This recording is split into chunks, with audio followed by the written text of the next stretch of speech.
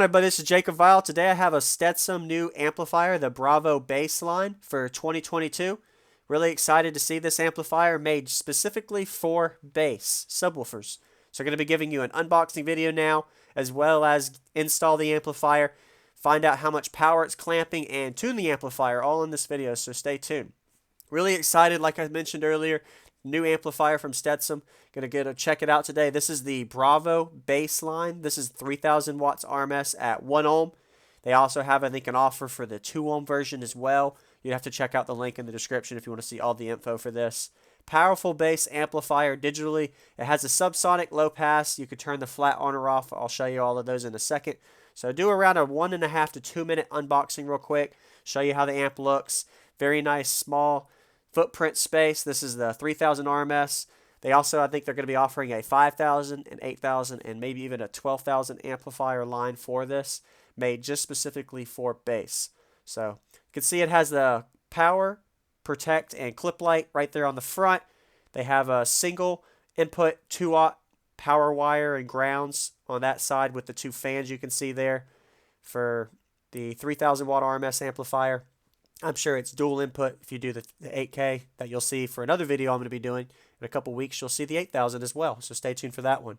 And on this side, you can see the standard speaker inputs. They look like 4 to 6 gauge. And since this is a bass-only amplifier, it has a subsonic. The full-range amplifiers Stetsom are made for mid-range and speakers, but this one is specifically for only subwoofers, and you can set your subsonic wherever you prefer, just like any other standard amplifier. Not going to go into all the details of this. It has a bass boost, LPF, and if you want to set your gains, which I'm going to be showing you in this video how I set the gains using it. And just show you on the back, I just took this out of the box, so a little bit of moisture. It was pretty cold when I was recording, so that's why you see a little bit of that. And I'm not going to disconnect the amplifier back mount because I don't want to void the warranty for this. But pretty nice amplifier, good size footprint space. This is the Bravo baseline 3000. Really excited to see the results today, get it installed for y'all. And if y'all have any questions, feel free to reach out to Stetsom USA. They're on their Instagram page or Facebook. I'm sure you can also email them. And give them a like. Let us know what you think about the amplifier after watching the video, of course. I've never done this before with this amplifier. It's completely new for this year, so going to be new for you as me as well for when we do this video. So look at the manual real quick, and then I'll go ahead and get it installed, find out how much it's clamping, power results, as well as a full tuning of this amplifier. So looking forward to this. So if you haven't already, give it a like and subscribe. Stay tuned for a lot more content on my channel, and let's get this thing installed. Alright, so I'm going to go ahead and get everything installed real quick. Start off with the turn on.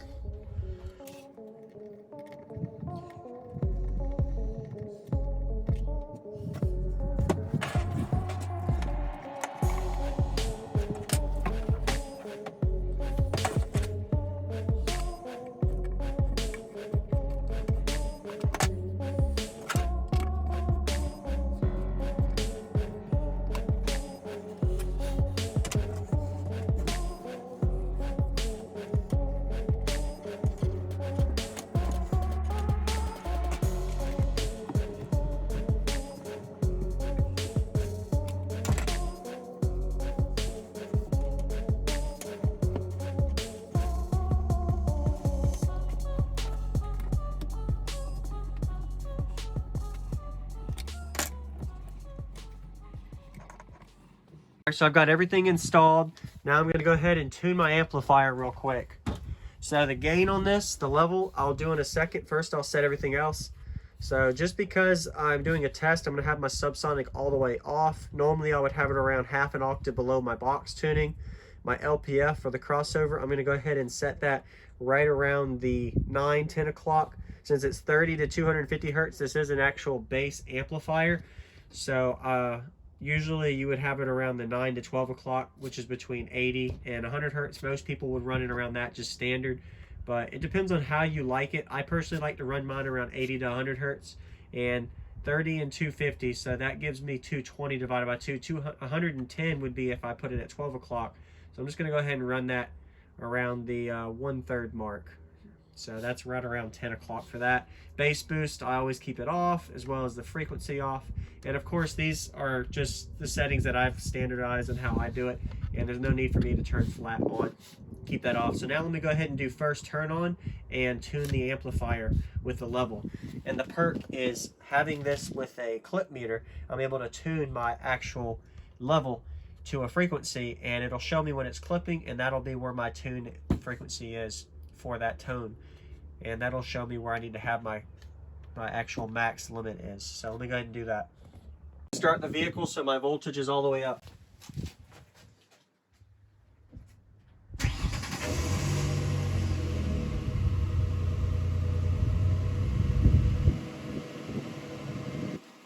Okay, I'm back. So I'm gonna go ahead and just do 32 hertz for this. Normally I would use a 40 hertz tone, but just today I'm gonna tune it this way. And this is just the ideal way for me. I use it. I'll use a test tone here. I got 32 hertz. Normally I do 40, and I'm gonna go ahead and play this at volume 30 out of 35. I wanna clip at volume 30. So I'm gonna go ahead and test this until it gets to volume 30 clipping on here. So here we go.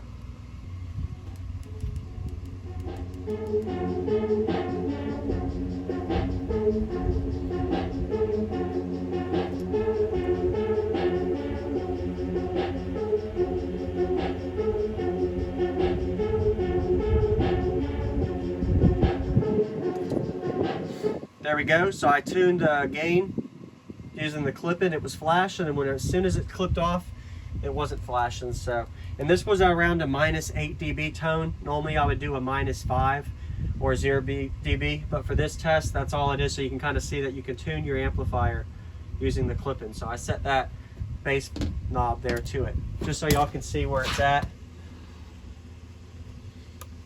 That's where the level is. So let's go ahead and do a test clamping on this as well. All right, so I got the wires installed for my 418s build. Wanted to check the impedance load real quick. It should be right around that 1 to 1.3 ohm mark. A little bit of deviation because of the multimeter, but there we go. So the amplifier's at 1 ohm. Just wanted to confirm. So now let's go ahead and find out the clamp results of this amplifier on music. Okay, so I got the multimeter in here. This is going to be measuring my voltage from my speaker input, positive and negative. And I also have a clamp meter here that's going to be measuring my amperage coming out of the positive terminal. So there's more than one way of measuring this, but this is the way that I like to measure.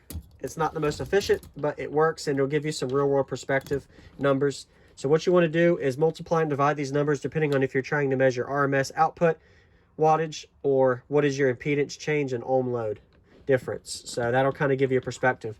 And I got a calculator here that I'm going to be showing you as I do this. So more than one way to do this. This is the way I've done it, and I've always had happy results with it. It's always within usually the 80 to 90%.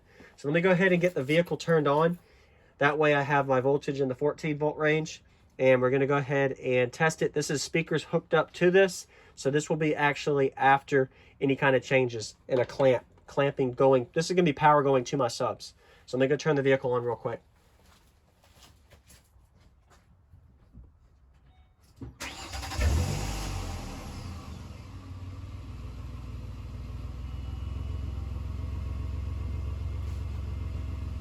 Okay, so I got my vehicle on. I'm gonna go ahead and get my devices set up real quick. If anybody has any questions, you're gonna have to check out the second channel, JacobViral 2. I got a lot of playlists and videos I've made on kind of how-tos for this. This is just to be able to see what the power this thing's putting out.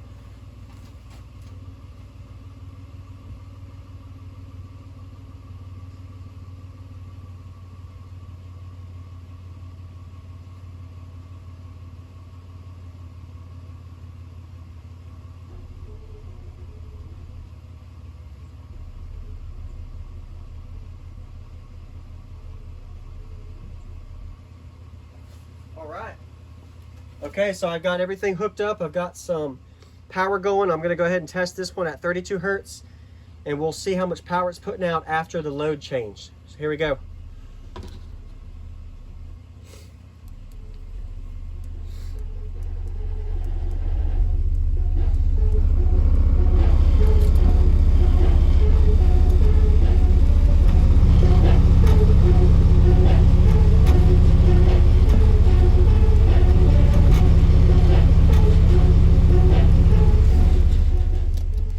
So I saw around a 72 and 35 there.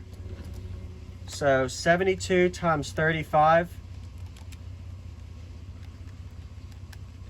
So 2,500 watts, 2,500 watts between those two numbers, and of course it could have been a little bit higher or lower for those two numbers that I read, but I got 2,500 watts power at 32 hertz, and that was when the light was clipping a little bit. So that was, and we'll go ahead and divide those two numbers. So 35.20, 72 divided by 35. So that was rising to around 2.1 ohm. So this is a 1 ohm amplifier, real world perspective, and that was probably around 14.8 volts, 14.4 or so. So definitely putting out the power for this amplifier. The Stetsom Bravo Bass, new baseline amplifier, the 3,000 watt. They also have a 5,000 and an 8,000.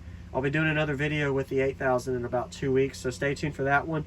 If y'all are happy with it or not, let me know. Give it a like, and if there's any other questions y'all have about the Stetsom Bravo line, feel free to reach out to Stetsom on their websites, link in the description, as well as give them a comment.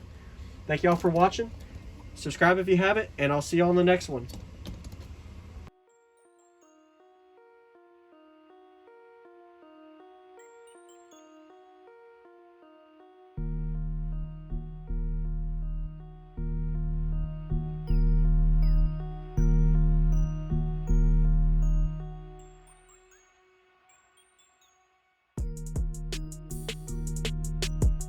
What's going on, everybody? This is JacobViral, ending this video to say thank you for watching my videos. Every single day I have a daily cardio video I upload. So if you haven't already, go ahead and hit that subscribe button and notification bell, and I'll see you tomorrow.